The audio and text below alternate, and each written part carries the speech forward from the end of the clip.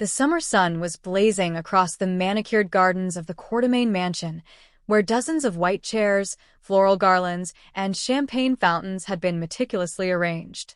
Olivia Quartermain fluttered about nervously, fussing with the final touches as she prepared to renew her vows with Ned. It was supposed to be a day of joy, unity, and new beginnings for one of Port Charles's most prominent families. But fate had other plans.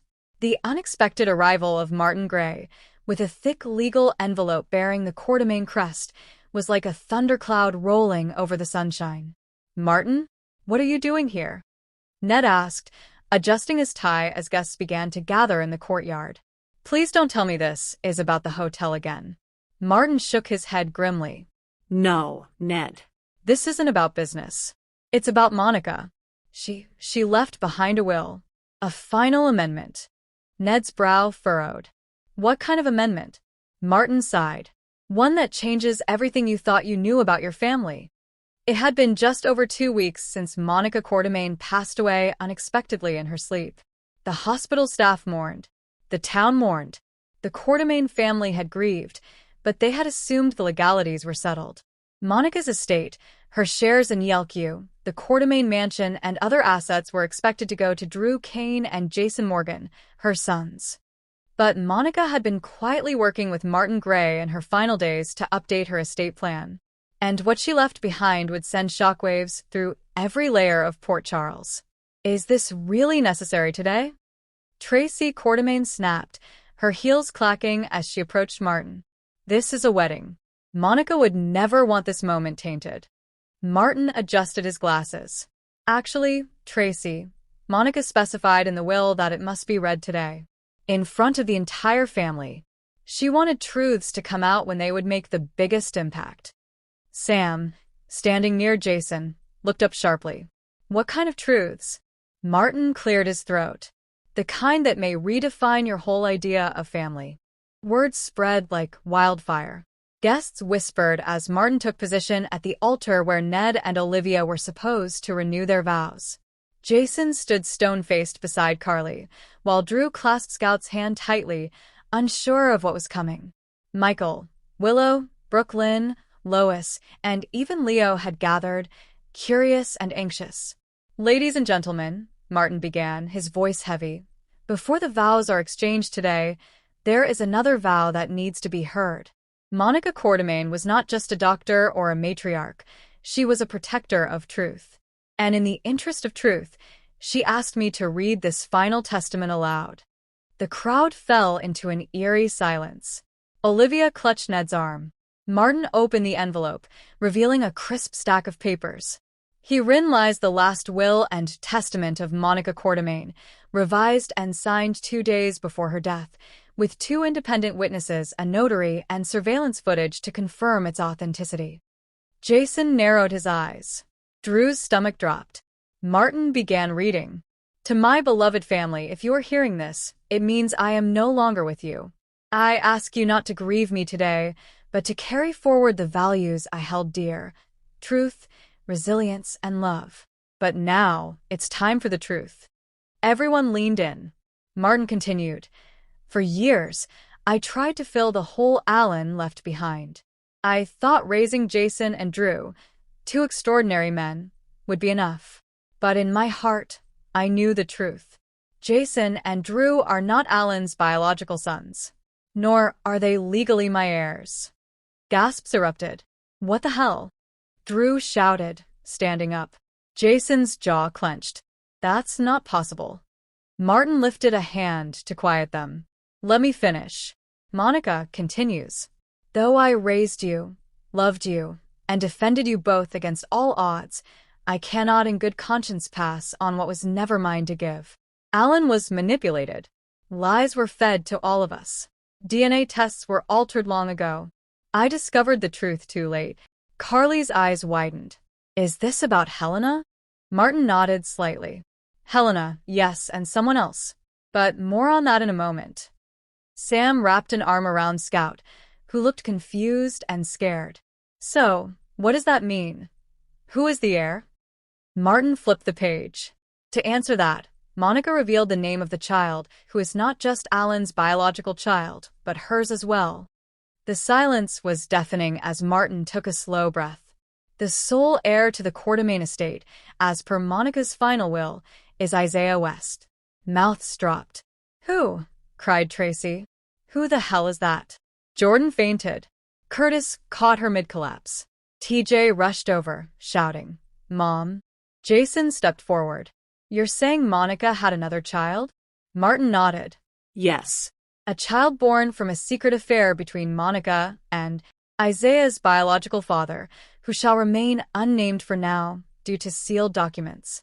But Monica located Isaiah last year and formed a quiet relationship with him, even bringing him to Port Charles under a false identity. Everyone turned toward the back of the crowd, where Isaiah stood still, the quiet man with the mysterious eyes who had appeared months ago as a WSB analyst working under Brennan. "He was investigating Brennan," whispered Anna, stunned. "He was watching all of us," said Sonny, arms crossed. Michael looked between Drew and Jason. "So, we're nothing?" Martin looked at Drew. "Legally, you were never adopted by Monica. Jason's adoption papers were never finalized either. They were lost during a fire at GH. So, under the law, the entire estate now belongs to Isaiah West." The implications began to sink in like poison through the veins. Drew walked away from the crowd, shaking his head in disbelief. No. "This can't be happening. I gave up everything for Scout, for Monica."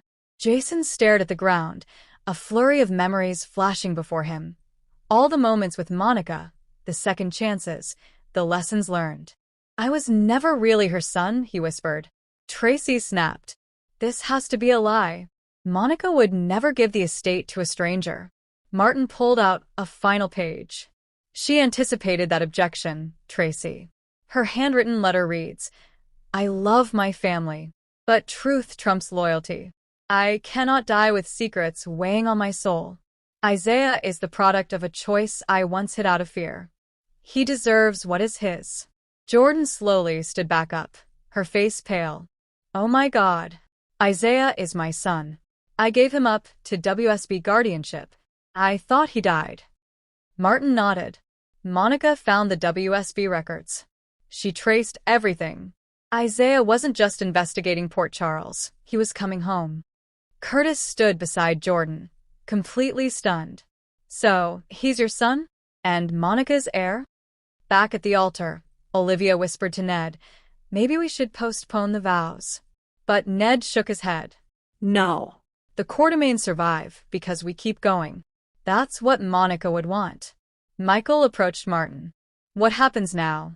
What about Yelku? What about the hospital foundation?" Martin answered, "Everything Monica owned, including her shares in Yelku and the family mansion, has now been placed under Isaiah West's name. He becomes the controlling vote. However, she added a clause. He must decide within 30 days whether to keep or redistribute the assets among those she raised as family." All eyes turned to Isaiah, who finally stepped forward. "I didn't ask for this," Isaiah said, voice calm but commanding. "I came here searching for identity, and now I've found more than I bargained for." Jason stepped toward him. "What do you want to do with it?" Isaiah looked around. "I want to understand what it means first. Then I'll decide." That night, Port Charles was ablaze with gossip. Carly cried quietly alone, remembering all the kindness Monica had shown her despite everything. "She was the only one who really forgave me," she whispered. Drew called Sam. "I'm still Scout's dad. That doesn't change." But Sam's voice was hesitant. "I know, but everything else has changed, Drew." Jason visited Monica's grave, kneeling. "You still saved me," he whispered, "even if I wasn't yours by blood." Meanwhile, Jordan visited Isaiah's apartment. You're my son. I buried you in my mind years ago." Isaiah turned to her. "And now," Jordan said through tears, "I want to know you. Please let me try." As days passed, Isaiah moved into the Quartermain mansion, but chose to live in the guest house. "I'm not ready for the big house yet," he told Brooklyn. Tracy, bitter but intrigued, asked, "What will you do with Yelku?" Isaiah replied, Fix it. Heal it. Just like Monica wanted. He called a board meeting. To everyone's shock, he gave Olivia and Ned majority day-to-day management. They've earned it, he said. To Drew and Jason, he gave personal letters Monica had written, full of love, apology, and one last gift, an honorary plaque in the GH lobby. For the sons of my soul, even if not my blood, Jason Morgan and Drew Kane, always loved. The vow renewal finally happened, with Leo as ring bearer and the entire family gathered, even in confusion and pain. Ned said in his vows, "Love isn't about DNA. It's about standing beside someone when everything else falls apart." Isaiah stayed in the back, watching silently. As they kissed and music swelled, he whispered to himself, "I'll protect this family, even if they don't know how much they need it."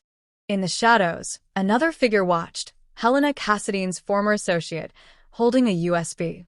"It's not over," she whispered. "Isaiah doesn't even know who his real father is.